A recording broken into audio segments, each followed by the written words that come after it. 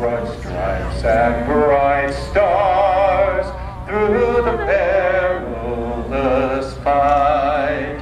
O'er the ramparts we watched were so gallantly streaming, and the rockets' red glare, the bombs bursting in air, gave proof through the night that our flag was still there.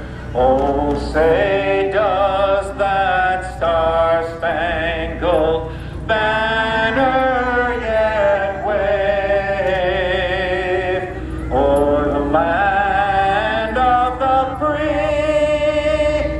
and the home of the brave? All right, ladies and gentlemen, boys and girls, thank you for joining me there. My name is Herb Hunter. It is my pleasure to be your announcer for the third consecutive year here in Milwaukee, and we do have a spectacular show set up for you here today. We're going to have a vast array of civilian performers, the best that the military has to offer, and you will all enjoy it. Again,